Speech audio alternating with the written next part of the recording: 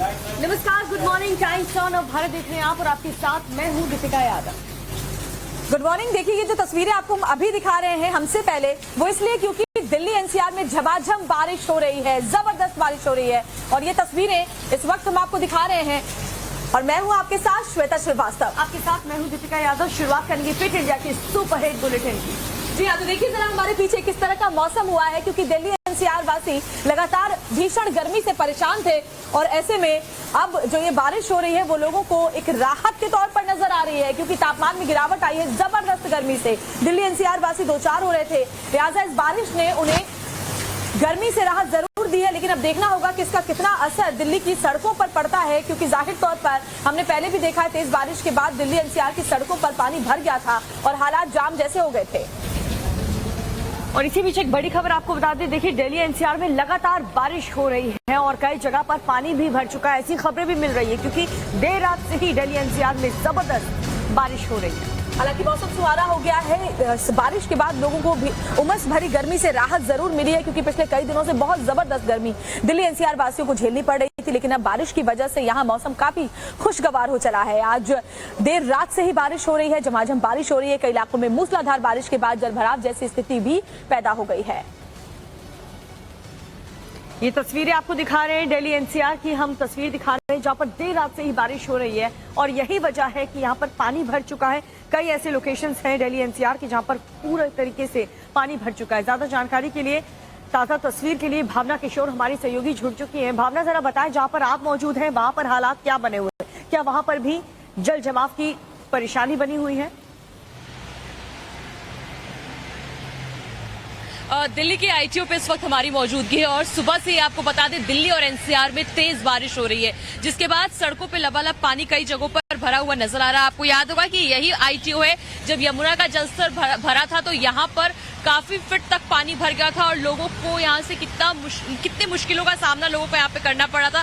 फिलहाल अभी जो बारिश है वो धीमी जरूर हुई है, लेकिन मौसम विभाग का अनुमान है कि 28 जुलाई तक इसी तरह से राजधानी दिल्ली और एनसीआर में बारिश होगी। पहाड़ी राज्यों का जो अभी पहाड़ी राज्यों में जो इस वक्त असर है उसका असर जो देखने को मिल रहा है, कई जगहों पर कई नदियों में पानी उफान पर है। वहीं राजधानी दिल्ली में अगर तेज बारिश होती है तो यमुना के किनारे रहने वाले जो लोग हैं इस वक्त जो परेशानियों का सामना कर रहे हैं उनको काफी दिक्कत हो सकती है। तस्वीरें दिल्ली की आप दिखा रहे हैं, आईटीओ में आप मौजूद हैं और आईटीओ काफी व्यस्त इलाका है। जैसे ही अभी दफ्तर जाने का वक्त होगा यहाँ पर जबरदस्त जाम से भी लोगों को दो चार होना पड़ेगा। भावना, आपके जरिए तस्वीर आगे भी पहुंचाएंगे। फिलहाल शुक्रिया आपका। लेकिन मानसून का जो मिजाज है वो बदला बदला सा नजर आ रहा है। देर रात से दिल्ली एनसीआर में जबरदस्त बारिश हो रही है, जिसकी वजह से दिल्ली एनसीआर के कई इलाके जल भराव की समस्या से दो चार हो रहे हैं।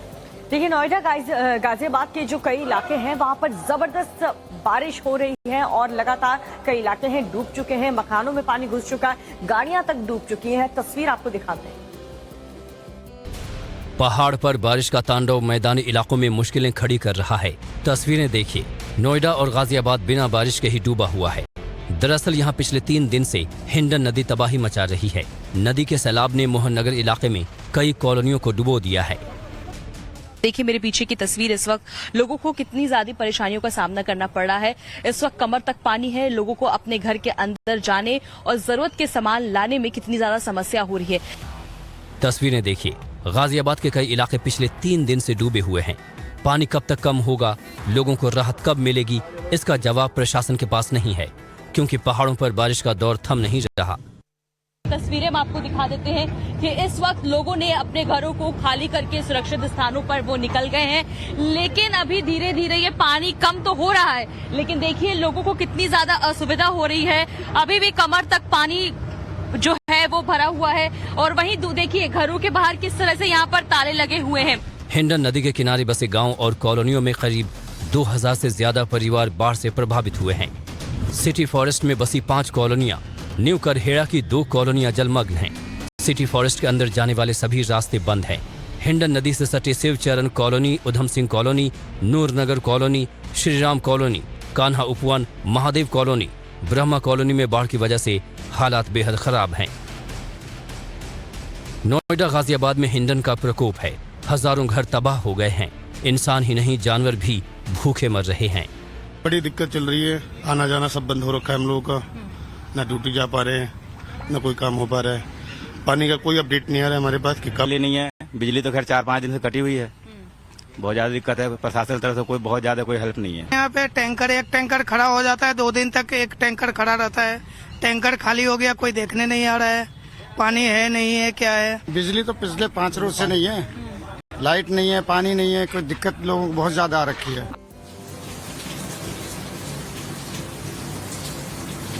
तो नोएडा और गाजियाबाद में लगातार हिंडन का पानी भरने से परेशानी बनी हुई है और इससे पहले आपने देखा था कि दिल्ली में भी कैसे लगातार हो रही बारिश के बाद जल भराव का खतरा मंडरा रहा था। कुछ समय पहले ही आपने देखा था कि दिल्ली पूरी तरीके से डूब चुकी थी, लेकिन अब ये खतरा नोएडा और गाजियाबाद पर भी मंडरा रहा है। ऐसा क्यों हम कह रहे हैं, आप भी देखिए।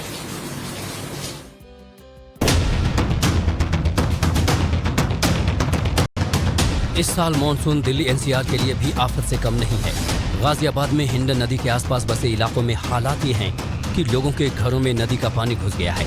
हर तरफ सैलाब नजर आ रहा है, सड़कों से चलना मुश्किल है।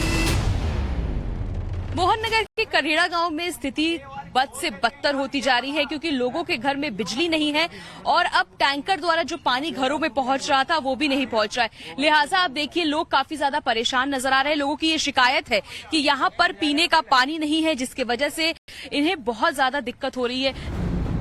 उधर नोएडा के पुराना सुतियाना गांव के इलाकों में भी घुटनों तक पानी भर गया है। गांव के आसपास पानी की वजह से सोसाइटी के लिए भी खतरा बढ़ गया है।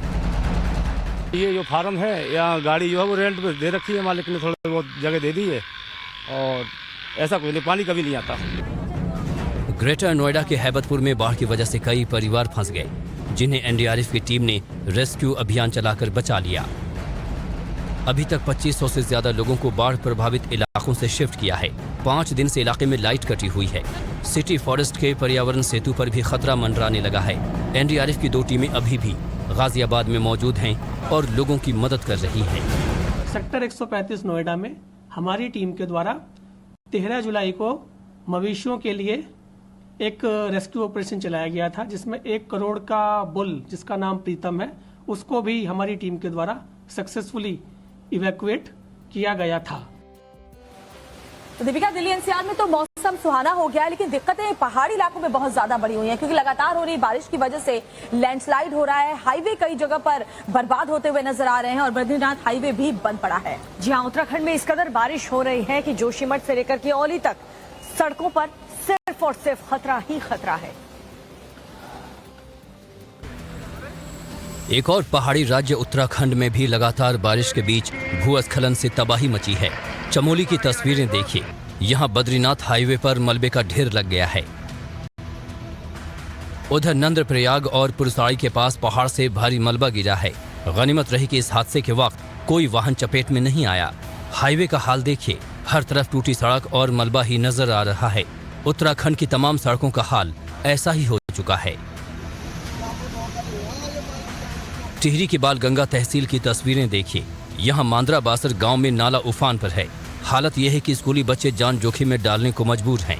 इन्हीं हालातों के चलते चमोली समेत राज्य के कई जिलों में 26 जुलाई तक स्कूल कॉलेज बंद कर दिए गए हैं। ग्रामीण सालों से यहाँ पुलिया बनाने की मांग कर रहे हैं, लेकिन प्रशासन कोई ध्यान नहीं दे रहा। लोग कई बार स्थानीय अफसरों और मंत्रियों को ज्ञापन दे चुके हैं। जहाँ बच्चों को ऐसे कोई गधेरे या स्ट्रीम्स क्रॉस करके जाना पड़ता है, वहाँ पे हमने एसडीएम, बीडीओ, बीओ को ये अधिकृत किया है कि वो अपने लेवल पर वहाँ पे अगर छुट्टी डिक्लेयर करनी है तो छुट्टी डिक्लेयर कर लें और बच्चों को ऑनलाइन या अन्य माध्यम से पढ़ाने का प्रयास करें। कुछ ऐसा ही हाल राज्य की राजधानी देहरादून का भी दिखा। देहरादून की सड़कों का हाल देखिए, रिहायशी इलाकों में बारिश के पानी ने कब्जा जमा लिया है।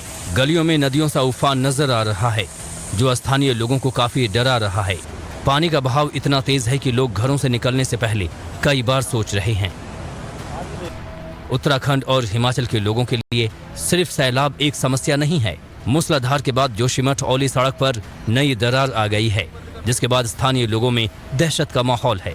जोशीमठ में मनोहर बाग वार्ड में ही जनवरी महीने में सबसे पहले दरार आई थी। यहाँ से शुरू हुई दरारें सिंहधार वार्ड तक बढ़ गई थीं। अब फिर लगातार हुई बारिश के बाद इसी इलाके में दरारें बढ़ती जा रही हैं। तो उत्तराखंड हो या फिर हिमाचल प्रदेश, जितने भी पहाड़ी इलाके हैं वहां पर मुसीबत बरकरार है, क्योंकि कहीं पर लैंडस्लाइड हो रहे हैं तो कहीं पर बादल फटने की खबर मिल रही है। कुल्लू और चंबा में हालात एक बार फिर से बेकाबू हो चले हैं, जहां जल सैलाब की वजह से लोगों का जीवन बुरी तरह प्रभावित है। फिलहाल वहां पर क्या हालात है, देखिए इस रिपोर्ट के जरिए। हिमाचल में बादलों का प्रहार नहीं थम रहा, हर तरफ बेहिसाब तबाही हुई है। कुल्लू में एक बार फिर बादल फटा है। तस्वीरें देखिए, सैलाब से मची तबाही रोंगटे खड़े कर देने वाली है। गड़सा वैली के पंचनाला में सुबह 4 बजे बादल फटा और देखते ही देखते मलबे ने तबाही मचा दी। लोग गहरी नींद में सोए थे, जब तक पता चलता सैलाब में सब कुछ तबाह हो चुका था। नाले का उफान देखिए, सड़क टूट चुकी है, घर दरिया में समा गए हैं। भुंतर गड़सा मनियार रोड भी कई जगह टूट गया है। बादल फटने से 5 मकान पूरी तरह तबाह हो चुके हैं, जबकि 15 मकानों को आंशिक रूप से नुकसान पहुंचा है। 2 पुल भी सैलाब में बह गए। कई जानवरों के बहने की भी खबर है। हिमाचल में 24 जून से अब तक बादल फटने और लैंडस्लाइड से 44 लोगों की जान जा चुकी है। राज्य में पिछले 24 दिनों में 27 बार बादल फटे हैं।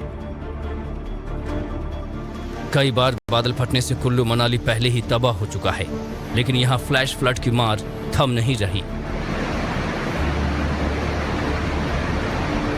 हिमाचल के चंबा में भी बारिश ने भीषण तांडव किया है। यहां भी बादल फटने के बाद नाले में उफान आ गया। तस्वीरें देखिए, हर तरफ बर्बादी के निशान साफ दिख रहे हैं। कच्चे पक्के घर टूट गए हैं, सड़कें बह गई हैं। भारी बारिश का ऑरेंज अलर्ट जारी है और लगातार हो रही बारिश की वजह से कुल्लू के मणिकरण घाट में मौजूद मलाना डैम पर खतरा बरकरार है। अभी फिलहाल वहां पर हालात क्या है, ये दिखाती हुई हमारी रिपोर्ट देखिए। हिमाचल के चंबा तीसा बस स्टैंड के पास सड़क पूरी तरह से टूट गई है। पगोला नाले पर बाढ़ की वजह से संपर्क मार्ग पूरी तरह से टूट गया है। यहाँ भीषण सैलाब की वजह से कई घरों को भारी नुकसान हुआ है। कई इलाके ऐसे हैं कि लोग जान जोखिम में डालकर एक जगह से दूसरी जगह पहुंच रहे हैं। हिमाचल प्रदेश में भारी बारिश के चलते लोगों की जिंदगी बेहाल है। लोग जो है जोखिम उठाकर नदी नाले को पार करने के लिए मजबूर हैं। आपको बता दें, अगर हम नेशनल हाईवे की बात करें तो वहां भी खतरा जो है वो टला नहीं है। हिमाचल में भारी बारिश का ऑरेंज अलर्ट जारी है। लगातार बारिश से कुल्लू के मणिकरण घाट में मौजूद मलाना डैम भर गया है। गेट बंद होने की वजह से डैम में दरारें भी पड़ गई हैं। डैम से पानी रिस रहा है और बारिश यूं ही जारी रही तो डैम टूट सकता है और आसपास के गांव में तबाही मचा सकता है। एहतियातन पार्वती नदी के किनारे जरी से भुंतर तक गांव को खाली करवाया जा रहा है। हिमाचल में अब तक बाढ़ बारिश से 5116 करोड़ रुपए का नुकसान हुआ है। 606 घर पूरी तरह जमींदोज हो गए हैं, जबकि हजारों मवेशी मारे गए हैं। सीएम सुक्खू ने प्रभावित परिवारों के लिए राहत राशि का ऐलान किया है। इस आपदा में जिनकी गाय भैंस मरी है उन्हें 55,000 रुपए और जिनकी भेड़ बकरी मरी है उन्हें 6,000 रुपए का मुआवजा दिया जा रहा है। जिनके मकान आंशिक रूप से तबाह हुए हैं उन्हें 1 लाख का मुआवजा दिया जा रहा है। जिनके मकान पूरी तरह से टूट गए हैं उनके नुकसान का आकलन सरकार कर रही है। केंद्रीय टीम ने भी पिछले दिनों कुल्लू मनाली समेत कई जिलों में नुकसान का सर्वे किया था। और सिर्फ पहाड़ी इलाके या फिर नहीं, यहाँ पर मध्य प्रदेश टू छत्तीसगढ़ की बात करें तो यहाँ पर भी बारिश को लेकर के अलर्ट जारी कर दिया गया है। बारिश की वजह से, सैलाब की डर की वजह से लोग अभी से डर रहे हैं। तो मध्य प्रदेश के तो कई ऐसे गांव हैं जो पूरी तरीके से जलमग्न हैं और सिर्फ मध्य प्रदेश ही नहीं, पड़ोसी राज्य छत्तीसगढ़ में भी हालात ये हैं कि लगातार हो रही बारिश की वजह से लोगों का जीवन मुश्किल में पड़ गया है। एमपी और छत्तीसगढ़ में भी बारिश ने विकराल रूप धारण कर रखा है। शहरों से लेकर ग्रामीण इलाकों तक हर तरफ समंदर सा सैलाब है। नदियों का प्रचंड रूप दहशत फैला रहा है। एमपी के दमोह की तस्वीरें देखिए, यहाँ 2 गांव पूरी तरह से जलमग्न हो चुके हैं। दरअसल तेंदुखेड़ा में पोंडी जलाशय का बांध फट गया है, जिससे हर तरफ सैलाब आ गया है। तस्वीरें देखिए, खेतों में कई फीट पानी भरा है। पौड़ी और जेतगढ़ गांव प्रशासन ने खाली करा दिए हैं। जेतगढ़ की सड़क भी पुलिस ने बंद कर दी है। छत्तीसगढ़ के बस्तर संभाग के कई जिलों में भारी बारिश का अलर्ट है। सरगुजा संभाग में भी बारिश का दौर जारी रहेगा। दंतेवाड़ा जिले में नदी नाले उफान पर हैं। तस्वीरें देखिए, नक्सल प्रभावित इलाके बुरगुम के पास बहने वाली मलगेर नदी उफान पर है, जिससे लोगों की मुश्किलें बढ़ गई हैं। और दिल्ली एयरपोर्ट पर कल एक बड़ी घटना हुई, जहां खड़े विमान में आग लग गई। बताया जा रहा है कि मेंटेनेंस के दौरान दरअसल ये आग लगी है। उसकी तस्वीर आपको दिखाते हैं इस रिपोर्ट में।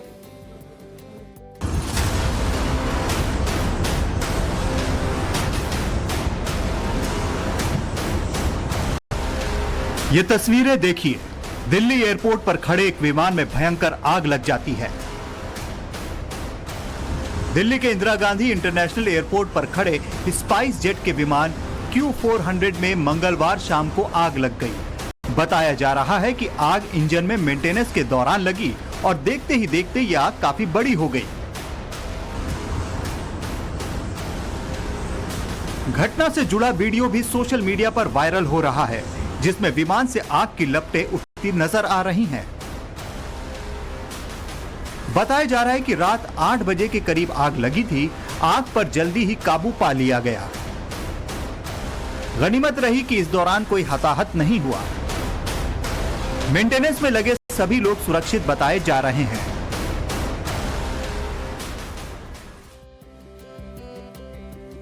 और यूपी के मुरादाबाद से आपसी झगड़े का एक ऐसा मामला सामने आया है, ऐसी तस्वीर सामने आई है जिसमें दोनों पक्ष के लोग बम और गोलियां चलाते हुए नजर आए। और दीपिका, ऐसे मामले वाकई हैरान करते हैं कि छोटी छोटी झड़प में लोग बम और बंदूक का इस्तेमाल करने से भी पीछे नहीं हटते। क्या था ये पूरा मामला, देखिए इस रिपोर्ट में। देखिए इन तस्वीरों को, जो न सिर्फ खतरनाक है बल्कि एक चेतावनी भी है। वो इसलिए क्योंकि छोटी छोटी कहासुनी भी बड़ी लड़ाई में तब्दील हो सकती है। इन तस्वीरों में दिख रहे युवक हमलावर हैं और सामने वाले घर पर हमला कर रहे हैं। देखिए, करीब 5 से 6 लड़कों की एक टीम है जो देसी तमंचे और बम लेकर आए हैं। ये तस्वीरें मुरादाबाद के कटघर इलाके की हैं, जहां मामूली विवाद में कुछ दबंग युवकों ने एक महिला के घर पर धावा बोल दिया, देसी तमंचों से फायरिंग की और कुछ देशी बम भी फोड़े। इस हमले के बाद पूरे इलाके में सनसनी फैल गई। अब उस हमले का ये वीडियो वायरल हो रहा है। जो अभियुक्त हैं हिमांशु, आर्यन और मन्नू, इनकी मौके से अभी तत्काल गिरफ्तारी की गई है और इनके कब्जे से 2 तमंचे और 4 जो देसी टाइप के बनाए हुए जो बम हथगोले टाइप होते हैं वो बरामद हुए इनसे। सुना आपने, इस मामले में हथियारों के साथ 3 आरोपियों को गिरफ्तार किया गया है, तो वहीं बाकी आरोपियों की गिरफ्तारी के लिए दबिश दी जा रही है। साथ ही मामले की छानबीन भी जारी है। और बात करते हैं बिहार के दरभंगा जिले की, जहां दरभंगा में कुछ लोगों ने माहौल को खराब करने की कोशिश की, दरभंगा में शांति भंग करने की कोशिश की। लेकिन पुलिस प्रशासन की टीम जो थी वो अलर्ट मोड पर थी और इसीलिए सिचुएशन को जल्दी काबू कर लिया। लेकिन ऐसे हालात आखिर पैदा हुए क्यों, वो आप देखिए इस रिपोर्ट में। बिहार के दरभंगा में एक बार फिर 2 गुटों में झड़प की खबर आई है। ये मामला कमतौल थाना क्षेत्र के बरियोल गांव का है, जहां 2 पक्ष एक बार फिर आमने सामने हो गए। मामला और ज्यादा खराब होता है। पुलिस मौके पर पहुंच गई। दरभंगा के जिला अधिकारी और वरिष्ठ पुलिस अधिकारी भी मौके पर पहुंच गए और दोनों पक्षों में बात कर मामला शांत कराया। सहमति बनी है कि सब लोग शांति और सद्भाव के साथ त्योहार मनाएंगे और जो कोई भी बिंदु तनाव के होंगे उसको इमीडिएट वो सूचित करेंगे। और दोनों लोग इस बात से सहमत हुए हैं कि भाईचारे के साथ पर्व त्योहार संपन्न किया जाएगा। खबरों के मुताबिक एक पक्ष के लोग मुहर्रम में जुलूस के साथ मिट्टी लाने जा रहे थे। इसी दौरान वहां सड़क किनारे दूसरे पक्ष की ओर से मंदिर में कुछ कार्यक्रम चल रहा था। इसी दौरान किसी बात को लेकर बहस हुई और कुछ लोगों में मारपीट होने लगी। हालांकि हालात ज्यादा खराब होते उससे पहले ही पुलिस पहुंच गई। इसके बाद दोनों पक्षों के बीच सुलह कराई गई। और भारत से पाकिस्तान गए अंजू को लेकर मुश्किलों में इजाफा हो रहा है। और सिर्फ सीमा ही नहीं, सीमा के पति सचिन भी मुश्किल में फंसते हुए नजर आ रहे हैं।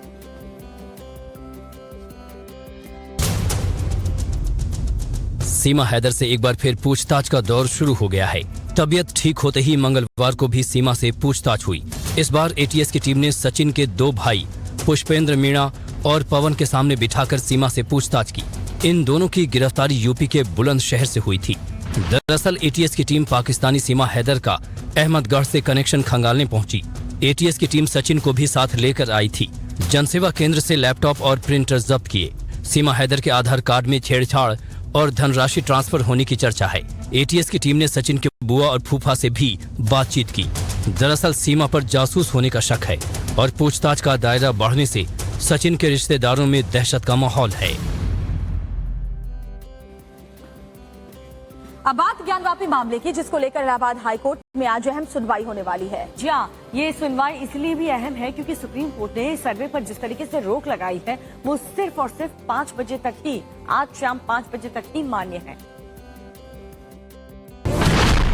ज्ञानवापी में सर्वे होगा या नहीं, सवाल तो कई हैं, लेकिन सबसे अहम सवाल फिलहाल यही है और इसका जवाब टिका है इलाहाबाद हाईकोर्ट के फैसले पर। जी हाँ, कल के बाद आज भी इस मुद्दे पर सुनवाई होनी है। चीफ जस्टिस की बेंच आज सुबह 9:30 बजे से सर्वे के मुद्दे पर फिर सुनवाई करेगी। दरअसल जिला कोर्ट के सर्वे के खिलाफ मुस्लिम पक्ष पहले सुप्रीम कोर्ट गया था, जिसके बाद सुप्रीम कोर्ट ने उन्हें हाई कोर्ट भेजा था और आज शाम 5 बजे तक सर्वे के काम पर रोक लगा दी थी। ज्ञानवापी के मुद्दे पर एक तरफ तो अदालती लड़ाई चल रही है तो दूसरी तरफ धर्म युद्ध भी जारी है। 30 जुलाई को धर्म रक्षा प्रदर्शनी लगाई जाएगी। इस कार्यक्रम में आदि विश्वेश्वर मंदिर का मॉडल भी रखा जाएगा। चलिए हम आपको वो मॉडल भी दिखाते हैं। ये श्रृंगार मंडप है और श्रृंगार मंडप यानी जो श्रृंगार मंडप है ये मुख्य भाग है और इसी भाग से ये मंदिर में प्रवेश किया जाता है। ये सीढ़ियां हैं और सीढ़ियों के जरिए ही अब अंदर प्रवेश किया जाता है। पूरी सच्चाई है, जो पूरी हकीकत है वो आम लोगों तक लाई जाए और इसके साथ ही जो ज्ञानवापी मुक्ति आंदोलन की एक जो मार्ग प्रशस्त किया जा रहा है उसमें अधिक से अधिक लोगों को जोड़ने की कोशिश की जा रही है और इसी कोशिश के मद्देनजर अब इस मॉडल को आम लोगों के बीच में, आम जनता के बीच में रखने की कोशिश की जा रही है। और आगे हम दिखाएंगे आपको हमारा खास सेगमेंट खबर झटपट, जिसमें सुपरफास्ट अंदाज में आपको पहुंचाएंगे हर खबर। लेकिन फिलहाल रुकेंगे एक छोटे से ब्रेक के लिए, जल्द लौट रहे हैं, आप बने रहिए हमारे साथ। बात क्या है, लगातार यहाँ पर देर रात से ही बारिश हो रही है। जी हाँ, और इसी बीच जो खबर है वो ये कि नोएडा के स्कूलों को बंद करने का ऐलान किया गया है। लगातार बारिश की वजह से हालात ये हो गए हैं कि एनसीआर में जबरदस्त बारिश हो रही है, कई इलाकों में जलभराव हो गया है और इसमें बड़ी जानकारी ये मिल रही है कि नोएडा के कई इलाकों में भारी जलभराव की वजह से आज नोएडा के स्कूल बंद करने का ऐलान कर दिया गया है। तो ये बड़ी खबर इस वक्त आपको बता रहे हैं, देर रात से ही लगातार बारिश हो रही है और बारिश की वजह से हालांकि तापमान में गिरावट जरूर दर्ज की गई है, उमस भरी गर्मी से लोगों को राहत जरूर मिली है, लेकिन इसके जो साइड इफेक्ट्स है वो देखने को मिल रहे हैं। नोएडा के कई इलाके ऐसे हैं जहाँ जलभराव हो गया है। इससे बच्चे हालांकि बहुत ज्यादा खुश होंगे कि उन्हें आज स्कूल नहीं जाना पड़ रहा है, लेकिन दूसरी तरफ जो लोग ऑफिस जा रहे हैं उन्हें काफी दिक्कत होगी क्योंकि सड़कों पर पानी भर चुका है। कुछ घंटों की ही बारिश में नोएडा का ये हाल हो चुका है। नोएडा हो चाहे गाजियाबाद हो, हर तरफ पानी ही पानी सड़कों पर नजर आएगा। तो मूसलाधार बारिश की जरा तस्वीरें भी हम आपको दिखा रहे हैं, जहां पर जबरदस्त बारिश हो रही है। देर रात से ही लगातार बारिश की वजह से कई इलाके ऐसे हैं जहां जल भराव हो गया है और जो निचले इलाके खासतौर पर दीपिका, वहां पर जल भराव की स्थिति के बाद नोएडा के कई स्कूलों को आज बंद कर दिया गया है। बिल्कुल, ये तस्वीरें आगे भी आपको दिखाएंगे, लेकिन इस बीच विपक्षी पार्टी अपने गठबंधन को लेकर के जो नाम इंडिया नाम रखा गया उसको लेकर के केंद्र सरकार और विपक्ष की पार्टियों में आमने सामने है। जबरदस्त पलटवार हो रहे हैं, ट्विटर पर वॉर छिड़ चुका है। 26 विपक्षी पार्टियां जुड़ी और अपने गठबंधन का नाम ऐसा रखा जिसकी शॉर्ट फॉर्म INDIA यानी इंडिया बन गया। इस पर बीजेपी और एनडीए से जुड़े नेताओं ने पलटवार किया कि नाम कुछ भी रखो, लेकिन असलियत क्या है ये पूरा देश जानता है। पीएम मोदी ने बीजेपी संसदीय दल की बैठक में कहा कि ईस्ट इंडिया कंपनी में भी इंडिया था और इंडियन मुजाहिदीन में भी इंडियन है। इस मुद्दे पर अब दोनों गुटों में ट्विटर पर भी जंग छिड़ गई है। कांग्रेस नेता राहुल गांधी ने ट्वीट किया कि मोदी जी आप हमें जो चाहे बुलाएं, हम इंडिया हैं। यूपी के सीएम योगी आदित्यनाथ ने ट्वीट किया कि कौवा अपना नाम हंस रख ले तो भी मोती नहीं चुगेगा, नाम बदलने से इनका खेल नहीं बदल जाएगा। केंद्रीय गृह मंत्री अमित शाह ने भी विपक्षी मोर्चे पर निशाना साधते हुए ट्वीट किया कि अपने बुरे अतीत से छुटकारा पाने के लिए विपक्षी गठबंधन ने अपना नाम बदल दिया है, लेकिन सिर्फ नाम बदलकर इंडिया कर देने से आपके पुराने काम लोगों की याददाश्त से नहीं मिट सकते। मध्य प्रदेश के सीएम शिवराज सिंह चौहान भी पीछे नहीं रहे। चौहान ने ट्वीट किया कि बबूल ने अपना नाम गुलाब रखा है, इंडिया वाले बाबा से यही पूछना था कि क्या अब गुलाब से खुशबू आएगी। तो वहीं केंद्र पर निशाना साधने में विपक्षी पार्टियों के नेता भी पीछे नहीं दिखे। आम आदमी पार्टी के संयोजक और दिल्ली के सीएम अरविंद केजरीवाल ने ट्वीट किया कि लगता है तीर निशाने पर लगा है, तकलीफ बहुत हो रही है। कांग्रेस नेता प्रियंका गांधी वाड्रा भी पीछे नहीं रही। उन्होंने ट्वीट किया कि प्रधानमंत्री जी इतनी नकारात्मकता क्यों। विपक्ष के एक और नेता अखिलेश यादव ने ट्वीट किया कि जो लोग आजादी के आंदोलन में स्वतंत्रता सेनानियों की मुखबिरी कर रहे थे वो अब थोथे प्रवचन कर रहे हैं। वैसे ये माना जा रहा है कि अभी तो ये शुरुआत है। जैसे जैसे 2024 के लोकसभा चुनाव पास आएंगे, ये वार पलटवार बढ़ते जाएंगे। और आज संसद में बेहद ही अहम दिन है, क्योंकि विपक्षी गठबंधन के सदस्य मोदी सरकार के खिलाफ अविश्वास प्रस्ताव लाने जा रहे हैं। और विपक्ष को ये लग रहा है कि अविश्वास प्रस्ताव से केंद्र सरकार मजबूर हो जाएगी कि मणिपुर पर चर्चा करे। संसद में संग्राम जारी है।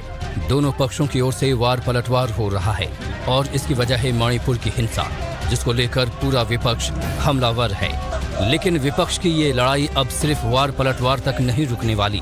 मॉनसून सत्र के 5वें दिन सरकार के खिलाफ विपक्ष आज अविश्वास प्रस्ताव लाएगा। कांग्रेस नेता अधीर रंजन चौधरी ने इसका ऐलान किया। सुनिए विपक्ष के इस अविश्वास प्रस्ताव पर सरकार की ओर से क्या जवाब दिया गया। 2018-19 में तो उन्होंने नो कॉन्फिडेंस लाया था। हमारा जो सीट था 282, भारतीय जनता पार्टी 303 से फिर से आया। इस बार भी वो लाने दो, हम 350 से ऊपर जाएंगे। दरअसल मणिपुर हिंसा पर संसद के भीतर पीएम मोदी के बयान को लेकर विपक्ष अपनी मांग पर अड़ा हुआ है। वहीं सरकार भी चर्चा के लिए तैयार है, लेकिन उसे विपक्ष की शर्तें मंजूर नहीं। संसद में गतिरोध के बीच मणिपुर हिंसा पर चर्चा को लेकर केंद्रीय गृह मंत्री अमित शाह ने विपक्षी दलों पर हमला किया। साथ ही अधीर रंजन चौधरी और खड़गे को चिट्ठी भी लिखी और मणिपुर की घटनाओं पर चर्चा के लिए उनका सहयोग मांगा। अब सत्ता का गणित समझिए। अभी विपक्षी गठबंधन में शामिल दलों के पास करीब 140 सांसद हैं, तो एनडीए के पास लोकसभा में 330 से अधिक सदस्य हैं, जबकि बहुमत का आंकड़ा 272 का है। और आगे आपको दिखाएंगे तेज रफ्तार में देश और दुनिया की हर खबर 2 मिनट में। लेकिन अभी मणिपुर की खबर बताएं आपको, जहां पर 3 मई से हिंसा जारी है। 83 दिन बीत चुके हैं और अब जाकर के इंटरनेट सेवाओं को शुरू करने का फैसला लिया गया। हमारी टीम उन इलाकों में खासतौर पर पहुंची जो हिंसाग्रस्त है, और वहां पर क्या असलियत है हिंसा की, क्या वहां पर जमीनी सच्चाई है, वो दिखाने के लिए इस रिपोर्ट को देखिए आप।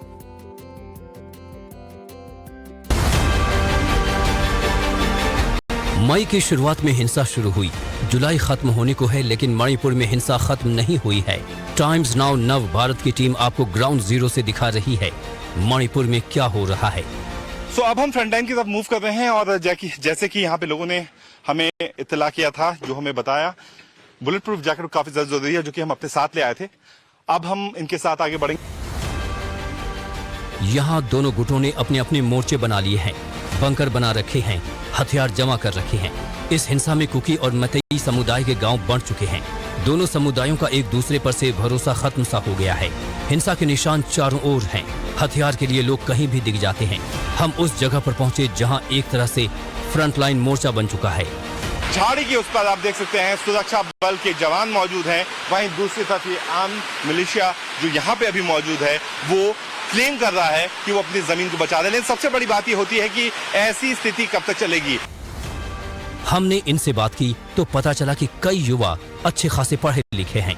इनकी फिलहाल डिमांड है कि इनके क्षेत्र को यूनियन टेरिटरी घोषित किया जाए।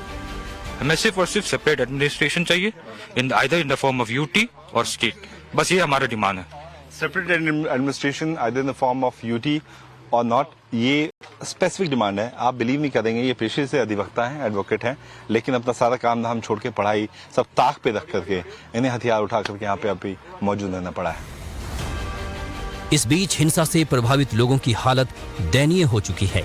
हमारी टीम इम्फाल के एक रिलीफ कैंप पहुंची।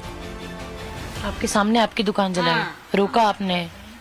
रोकने भी नहीं होते, लोग क्या करेगा, बंदूक अपना मारता है, जाओ जाओ जाओ करके भगाता है हम लोग को। इस बीच मणिपुर में 83 दिन बाद इंटरनेट बहाली के निर्देश दिए गए हैं। हालांकि ये आंशिक है, इसमें ब्रॉडबैंड खोला जाएगा, लेकिन मोबाइल इंटरनेट बंद रहेगा। और खबरें आगे झटपट अंदाज में आपको दिखाएं, उससे पहले नजर इस वक्त से। और इसी खास मौके को लेकर के देश मना रहा है करगिल दिवस। आज पूरा देश करगिल दिवस मना रहा है, विजय दिवस, जिसमें 24वीं वर्षगांठ। रक्षा मंत्री ने भी इसको लेकर के ट्वीट किया। बड़ी खबर आपको बताया, आज पूरा देश मना रहा है कारगिल विजय दिवस। कारगिल विजय दिवस की 24वीं वर्षगांठ है आज। रक्षा मंत्री ने ट्वीट किया है, शहीदों को श्रद्धांजलि दी है। रक्षा मंत्री राजनाथ सिंह विजय समारोह में शामिल होंगे। वॉर मेमोरियल, इसके लिए वो जाएंगे। दरअसल भारतीय सेना ने 1999 के युद्ध में पाकिस्तान को आज के दिन ही धूल चटाई थी, कारगिल पर विजय हासिल की थी, और इसीलिए कारगिल के द्रास में भी खासतौर पर हर साल 26 जुलाई को ये समारोह आयोजित किया जाता है। श्रद्धांजलि अर्पित की जाती है हमारे देश के वीर सपूतों को उनके सर्वोच्च बलिदान के लिए।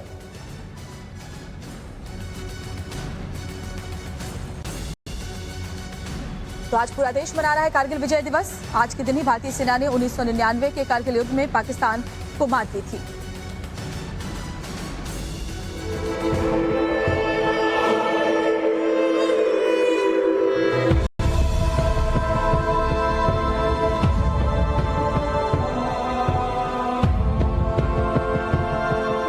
कारगिल विजय दिवस केवल एक दिन नहीं है, बल्कि इस देश के सैनिकों के पराक्रम और शौर्य का यह विजयोत्सव। साथियों, हमारे देश में अनेक पर्व ऐसे आते हैं जो इस देश के वीर सपूतों के शौर्य और पराक्रम की याद दिलाते हैं। वैसे तो हमारा देश इन वीरों के प्रति कृतज्ञता को कभी नहीं भूल सकता, फिर भी ये दिवस उन वीरों के सम्मान में हर बार। और आगे बढ़ने से पहले आपको याद दिला दें कि 7:55 पर जरूर देखिए फ्रेश एंड फास्ट। जी हाँ, और फिलहाल रुक रहे एक छोटे से ब्रेक के लिए।